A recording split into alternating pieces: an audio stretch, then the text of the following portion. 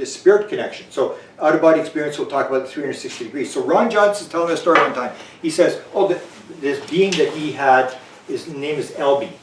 And he's dealing with this being for the last 20 years. His whole life he's had experiences with out-of-body experience and crafts and stuff like that. But this Elby shows up about 20 years ago. And Elby takes him to the spirit world. So he takes him to the 3 levels of the spirit world. The first is the lower level, almost like the mud that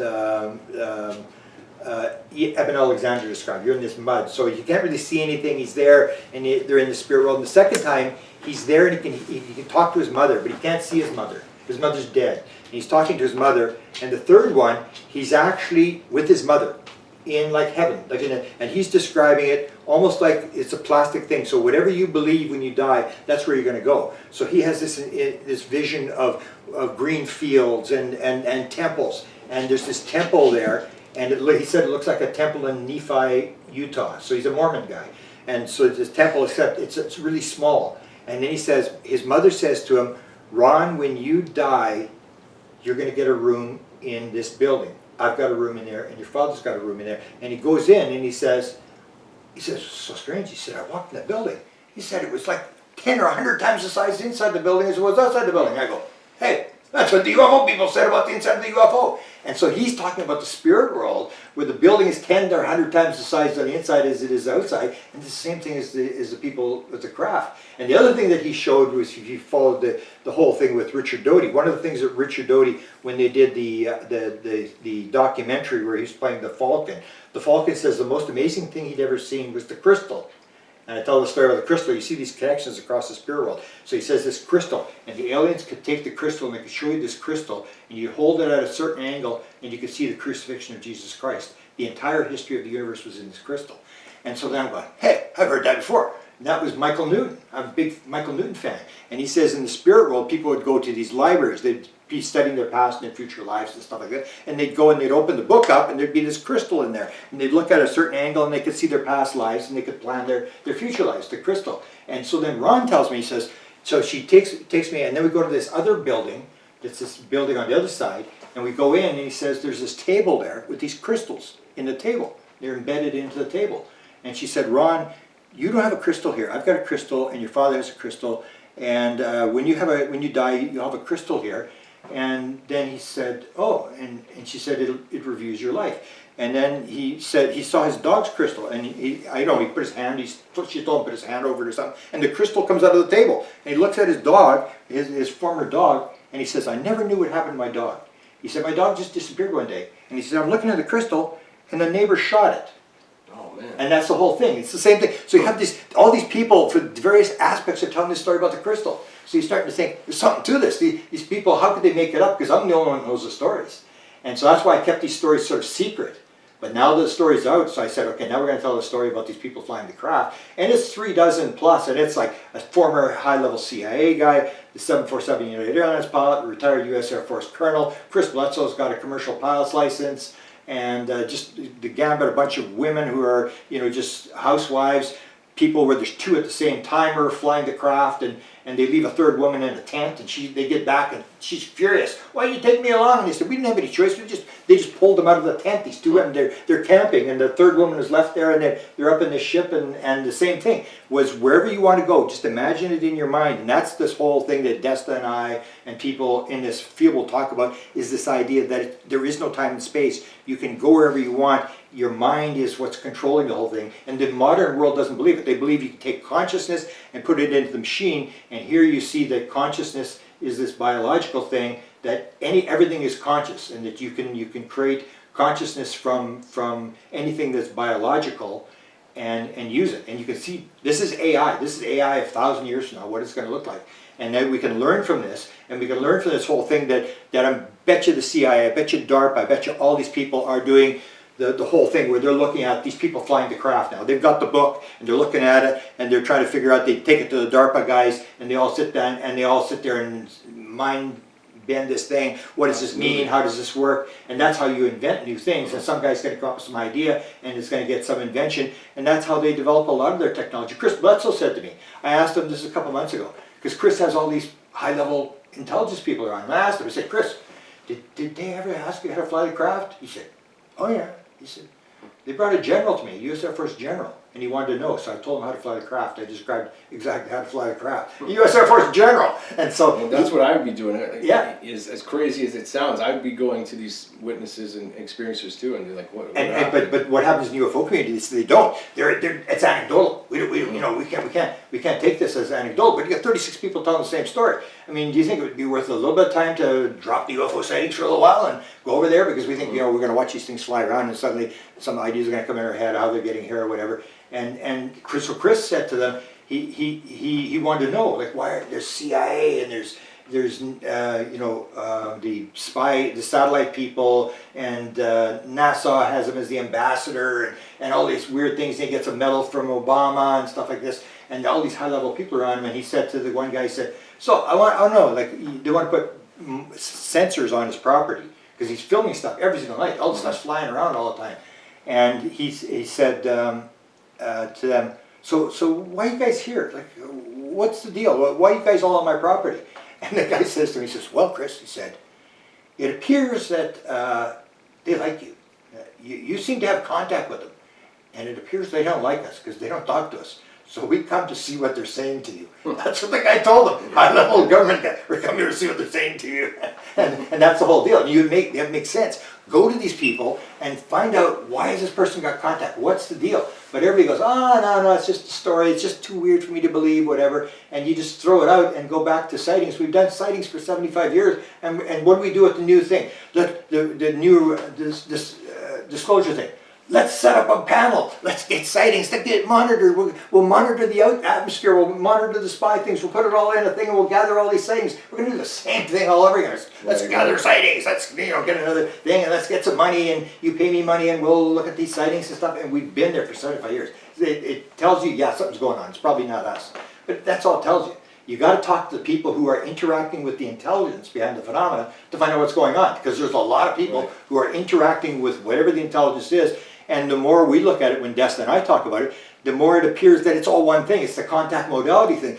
There is no separation. There is no parsing of stuff. It's all the same thing. Everybody's tapping in, and based upon your view of the world, that's how you see the world. Almost like when John Mack was talking to Bud Hopkins. So John Mack was getting all these spiritual seeking people, and Bud Hopkins was getting all these grays, these evil gray guys, the intruders. And that's when he said in one lecture, he said, Bud, it's very strange here. He says, I'm the psychiatrist here. You think I'd be getting all the real bad ones, Bud. He says, but actually, he says, I'm getting all the spiritual seeking ones, and you're getting all the bad ones. And maybe that has more to do with you and I than it does with the intelligence. Right. And that's the thing. It's this reflective thing that you're reflecting. Or even this thing where I talk about this thing about people are talking about injuries now. Oh, these people are being injured. And to me, it's like, John Burroughs, and I'll say it now clearly, John Burroughs, when they were there, I kept saying, John, how come there was 3 of you there, and this thing flared up, and only you got injured? If this is a radiation effect, you all get injured. The other 2 guys weren't injured, it was John. And then the guy behind him was Kabanzak, and Kabanzak told in one book, he told a story, that when this thing flared up, Peniston yelled, open fire, and John pulled his gun. Boom, and they got him, they zapped him, and he had the heart conditions. And so then I started looking at this thing, and I looked at the Skinwalker Ranch thing. These 3 guys on Skinwalker Ranch that had the hitchhiker that followed them home and stuff like that. And the part of the book they left out was they had the voice in their head said, leave, you are not welcome. All 3 of them got that message in their head, and they all at the same time. And this thing followed them home. And so why do you have these blue meanies? And we're doing the orb thing now, and we ask people, have you seen blue orbs? Oh yeah. And so what do you think of blue? Oh, they're the good guys. They're guardians. And so they have these blue ones are the bad guys, the blue meanies they call them, follow these guys home. And so I kept going, and I said, were these guys armed when they were on there? And then finally they admitted, yeah, they're special forces guys. They were armed. They were hunting the Skinwalker, and suddenly the Skinwalker was hunting them. and then took them, went home with them. And then I had the last one I had was I was talking to a woman interviewing, and because she was into portals. There was a portal that opened in a field in Georgia. And then I was talking to her about the portal, and then she said, oh, the 2 guys were injured. I said, oh, they were? They went in the portal? I said, yeah, the one guy died shortly after that, and the other guy, his cancer came back. And I said, oh, were they armed? And she said, Oh yeah, we're all armed. We all have guns. We go to CE5 because there's rattlesnakes and there's all this kind of stuff. So we all got guns. Wow. And yeah, they had guns. They're special forces guys. And I go, oh, thank you. That explains things. And then you start getting this reflective, and that's what Brandon had said at Skinwalker Ranch. Brandon Fugel said, there's a reflective nature to it. So when he comes in on the helicopter, they pray as they're coming in. And they pray to be guided, and he tells people, be careful what you think. This thing is reflective. If you go in with a bad mood, it's going to reflect that, and you could get injured. And so that's what his rule, and that's what George Knapp said. He said, those that were the most aggressive to the phenomena at Skinwalker Ranch had the worst experiences. And that's this reflective character, that if you want to go in and take it on, I mean, it's like, it's neutral. It doesn't care. It's a neutral phenomenon, but it's reflective. So you want to play guns? Okay, we play guns. No problem. Death goes on forever. 330 billion cells die in your human body every day. Death goes on. It's part of the process. So death is no stranger to us, and you have to realize that people want to believe that there's Desta there, there's you here, there's you me. No, and when you have people who do psychedelics, like I think Sting said that. When Sting, the musician, had done the ayahuasca, and then he said he suddenly realized everything was alive, conscious, and one. Everything was alive, conscious, and it was all connected. And then he saw the little plant growing out of the crack in the ground, and he said, "Oh, that's my brother." And there's this idea that what happens in the psychedelics is it breaks the ego down and it rips the ego away, and that separates the idea of separateness. The ego, the left brain, where the ego is, gets completely shut off. And suddenly you're in the one, you're in the right brain, you're in the field, and the ego is left behind. It's been killed, and it's not controlling the situation anymore. And suddenly you realize, like, oh, it's all connected. Whereas we have this ego world where we're controlled by the ego. There's me, there's you, and it's me versus you, and I can steal your stuff, and it's better if you get knocked out because you're a weak guy, and I can take your stuff, and that sort of mentality. So the Sky Pilot book is starting to change that, this attitude that the consciousness is primary, and I think more and more it comes along, but there's nothing defines it better. It's all telepathic. There's no contact. There's just a handprint where you get the oneness. Or Chris Bledsoe says, where he's with John Alexander. You know the story with John Alexander, where he's sitting there along the Cape Fear River where he's abducted with John. They're leaning against the car with John Alexander, and then Chris says, "John, they're here." And John's looking around. "How do you know?" And he said, "They're here." "Well, how do you know?" "I just know. I know they're here." And boom, this thing appears and goes flying off. And that's because he's been one with the craft. He's vibrated with the craft. So when that vibration is in the field, he goes, "They're here, they're here." Because he's vibrated with them already, and he knows they're there. And you'll have that in all sorts of stories. There's a story that was told 2020. It's one of the most bizarre stories, and we lost it because the CIA started getting involved. They wanted to do a documentary. They wanted to do a documentary on this. But what happened was, and I don't know if you know the story, but at Shasta in 2020 with the levitated people, where they're at Shasta. So we went there with Desta, and we were waiting for, they open up these Zendras, these Mission Rama people. Yeah. And the reflective thing is confirmed by Mission Rama. You say, well, there's bad, evil greys and reptilians and stuff. I say, I absolutely defy you. There's 25,000 Mission Rama people in the world, and I defy you. They have all sorts of encounters with beings.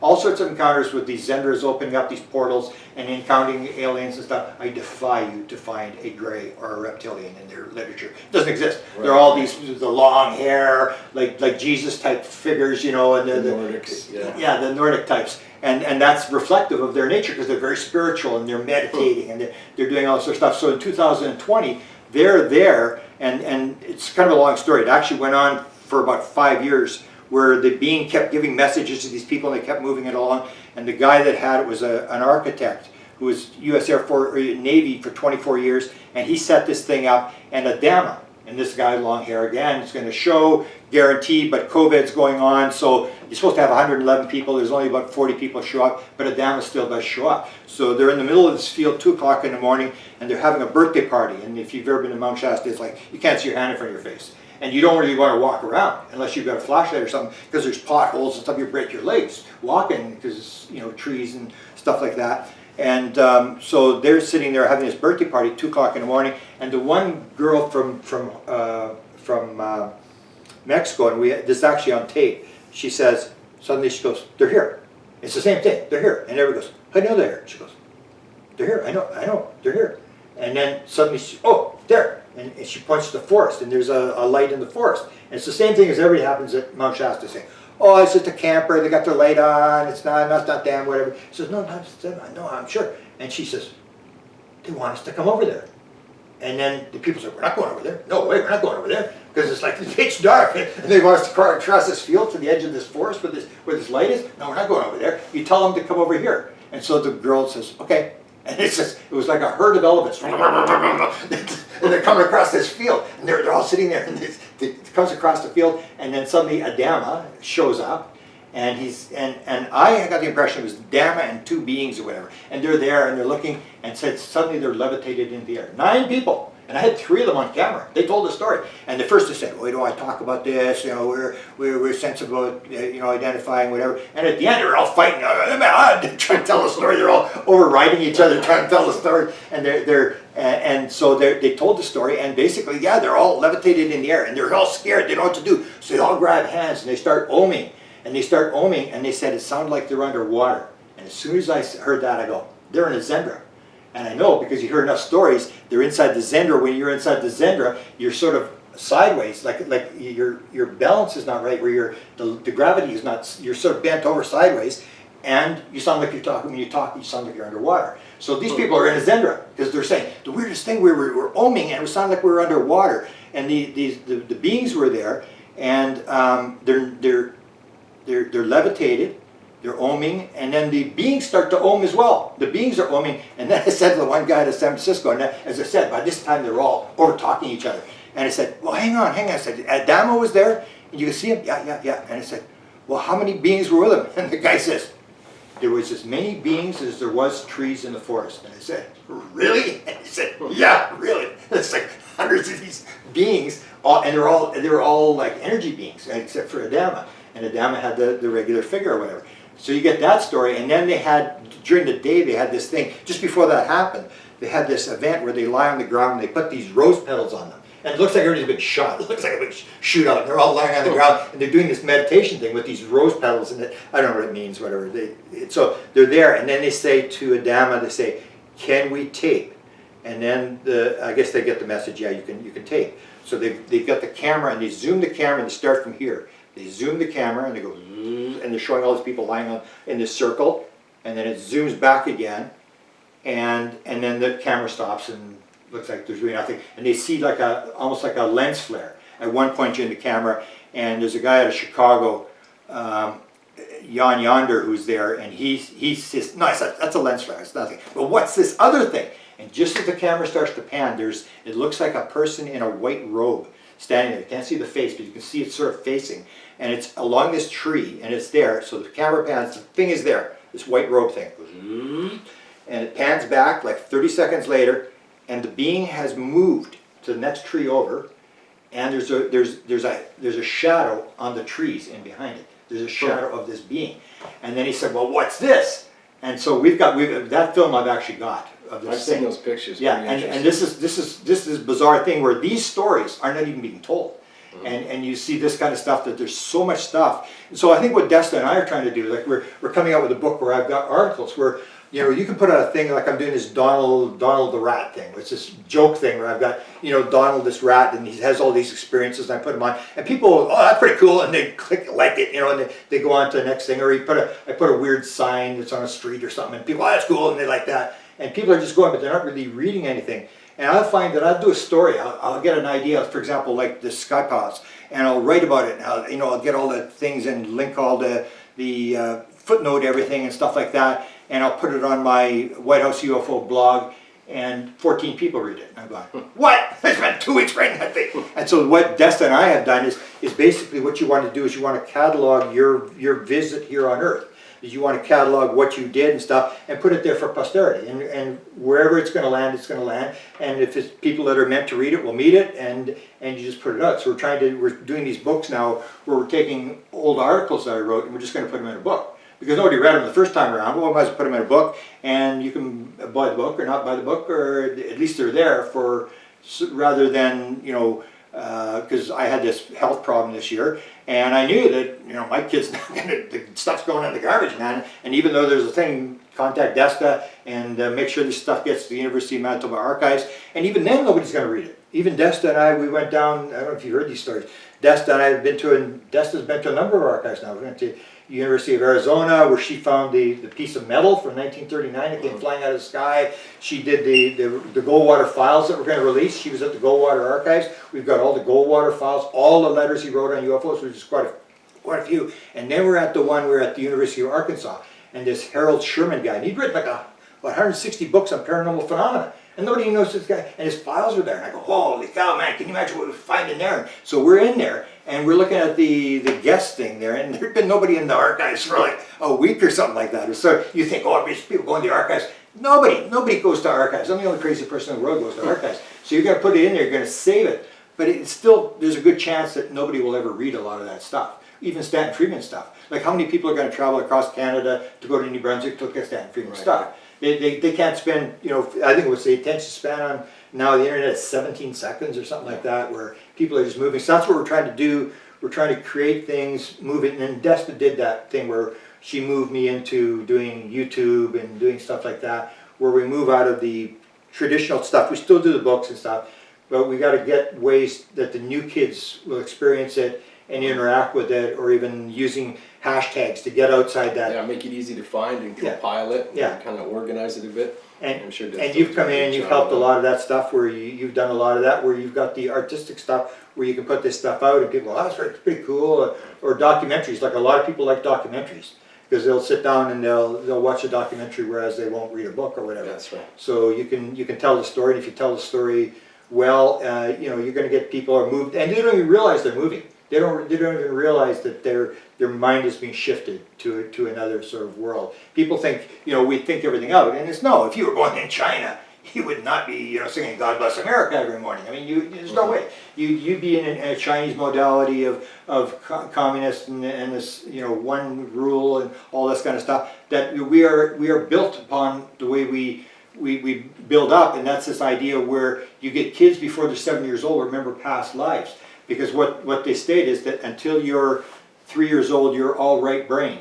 And once you're 3 years old, it starts to move to the left brain. By the time you're 7, that's when it starts to balance out. And that's why aliens abduct young children. Because as soon as they're 7 or 10 years old, you forget it. They've got all this garbage in their head already, and you're not going to get it through. So you want to get them when they're young. Even the Bible says, teach your children when they are young, and when they are old, they will not move from the path, or whatever, how the expression goes. And that's the whole thing. So we have this thing where you're putting it in there, or you get even kid like my assistant Nicole. She tells me the story, and I said, we're going to tape this. I want to see this. Where her kid is like 7 years old, and she says she'll go into the bedroom, and the kid's got these 3D glasses on. And he's a builder, he's an inventor and stuff like this, and he's building buildings, and he's going, and she says he's just sitting there with these 3D glasses on. Oh, like virtual reality glasses. Yeah, and he's sitting there, and I said, what's he doing? He said, she's building stuff. And so this kid is in this world where this is the world where he can build this stuff in these 3D glasses. And that's the kind of world that we sort of miss out, that we got to realize that this is coming along.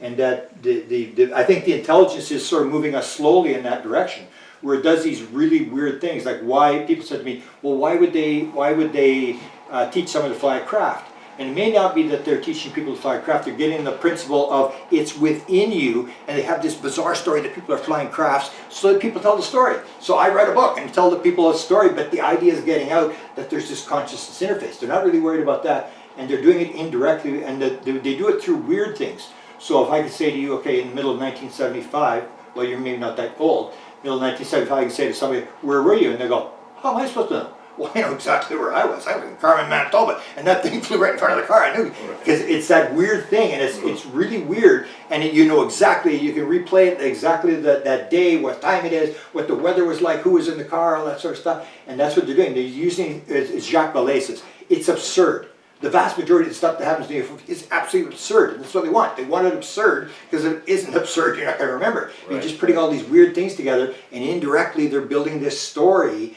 of consciousness. And I think that's why sky pilots are so important, because it's this story of consciousness, about 360-degree vision, about the world is within you, and if you can think what's in you, you can go to the other side of the universe instantaneously, just like that. that they're not building, you know, ships with faster than light speed travel, you know, Star Trek type things. They're going from here to there instantaneously, and it's all in the mind, and it's all within you. The whole idea, like I say with out-of-body experiences, when you leave your body and you look back at your body, you think that your brain is creating consciousness. Well, if you look back at your body, your brain is over there, and where's the consciousness? It's here. Your brain is in your consciousness. Your consciousness is floating around the room. And if you go to the window and look out the window and you see the stars and the stars and the planets are in your consciousness as well. It's all within your consciousness. And it's that kind of thing when you flip that thing where people go, what?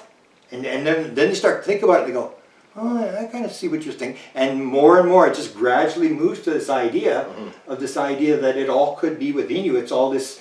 How long has simulated universe theory been going on? That's right. That's Not what that we were long. talking about yesterday. It's only been a few years, and you see how fast it shifted. The concept moves, and then more people adopt it and Yeah. talk about it and Yeah. expand on it. And then everybody thinks they invented it, or you know that it was always there. And that's what I tell people. Like you have to realize when 1975, when I had the sighting, there was no crop circles, there was no light language being spoken, there was no orbs, there was none of this stuff going on. There was UFOs, and they were flying around the sky, and you could maybe film them from time to time.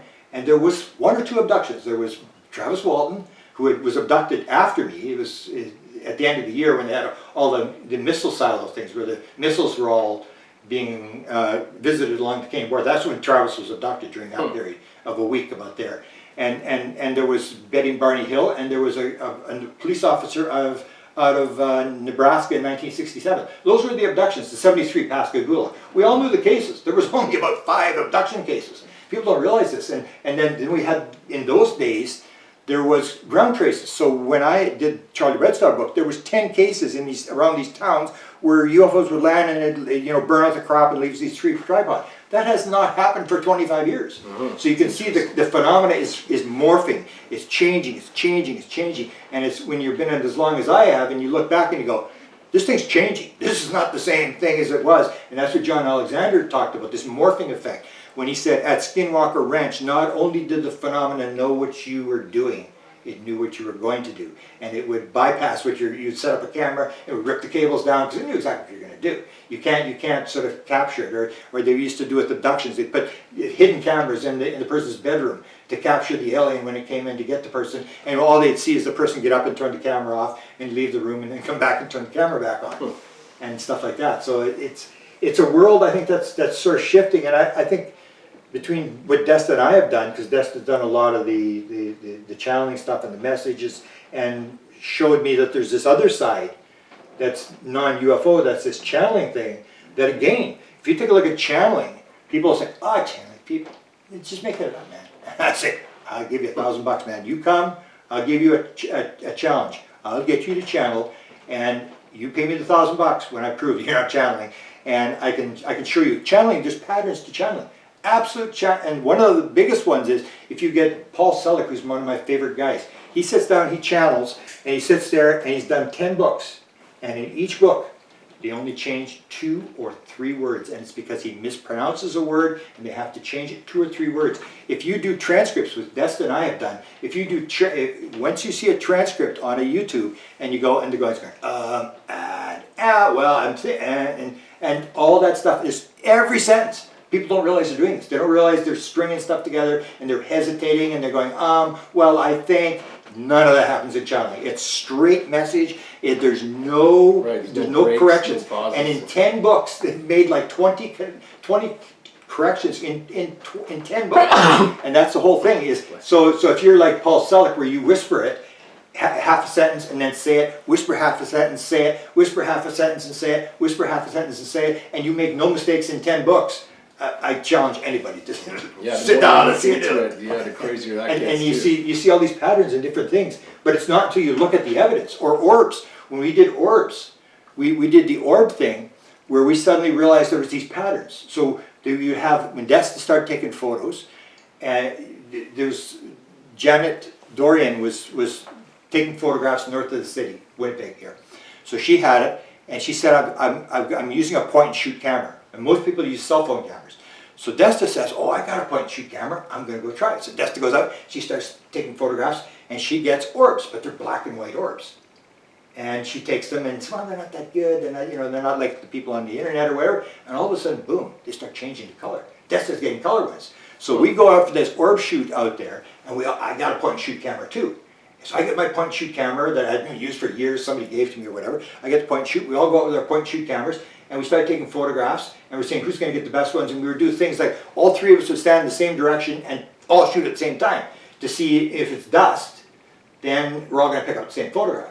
And to compare, but there's so many photographs that they got all confused and that didn't work. But we do that, and then Desta had the best ones. She had all these color ones and blue ones, and then we start seeing these big red ones. And then Janet Dorian says, oh, there's a giant red. And this is in the books from 20 years ago. They're talking about these giant reds. And you start realizing there's these patterns. You think orbs are orbs. They're just these things, and they're dust. And then people don't even realize that they say, oh, it's dust. It's reflecting off the camera lens. And I say, you know how much dust there is in 1 cubic centimeter of space?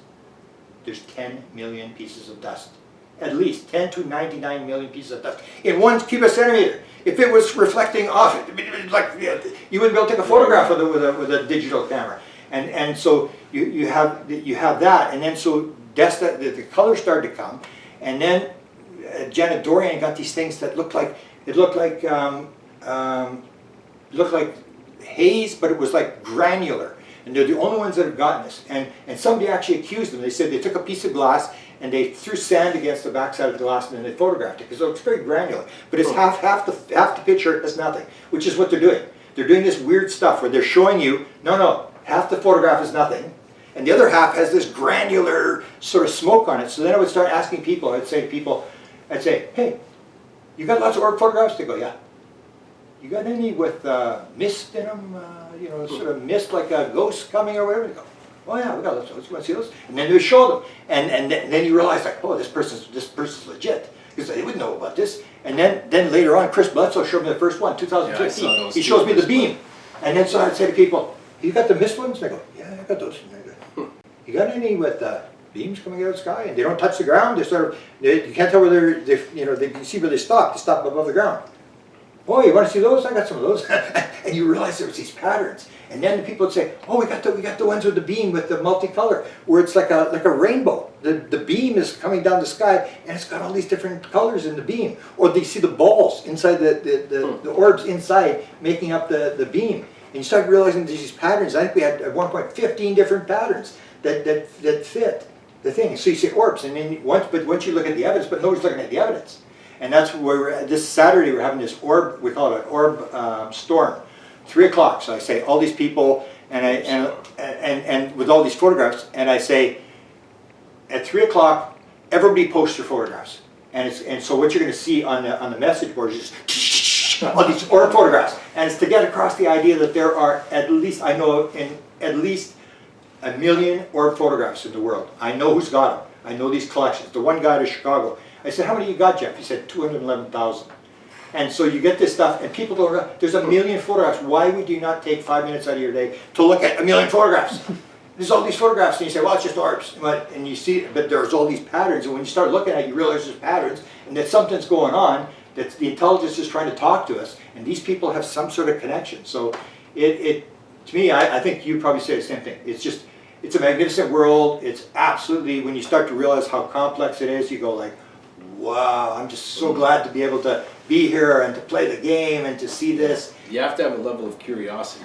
And Yeah. if you try and explain it and you try and pretend that you know what it is, well, that's kind of arrogant. But Yeah. if you do the opposite and say, oh, that's nothing, there's nothing to it, that's even more arrogant. I think you have to kind of just, look at it and accept it, have an open mind. And Yeah, and then you get dazzled by what's actually possible. What can? It's almost the idea that whatever you think is possible is possible. Because it's like I always say, like God did not create the heaven and the earth. God created the sparks of the divine, and they're creating the heavens and the earth because it's all made out of consciousness, and we're creating it. So I was just talking to Desta upstairs. You take in stuff through your senses, through all your different senses. You process it. You have an experience. You talk. You do whatever. That gets added to the experience of the universe. The universe gets smarter. It gets more complex. And everybody's taking, all these things are taking in stuff and putting out stuff. And the universe just gets more and more complex all the time. And so whatever you think, you think about something, it'll eventually take place. Because it's all made out of consciousness. So whatever you can think in your mind, you can create. That is probably the most interesting thing that is in all your books, consciousness. And I didn't want to go there. You've been talking about yeah. for so long. I remember discovering your videos back, I think in 2014. You started talking about consciousness. I was like, man, Grant's on this over here. Yeah, and I didn't want to do it. It was like everything else. Like I didn't want to see a UFO. The only reason I went was because everybody was going out to see what this thing was. And I said, well, instead of driving around the city, which is a total waste of time, let's go and see what they're doing. And that was all it was. And then the consciousness happened that way. And the same with the Scott pilots. I mean, I never would have, it hadn't been for Stacy Wright in Phoenix, runs the Phoenix MUFON. She says, oh, you still going to talk to Pam Dupuy? And I go, I guess so.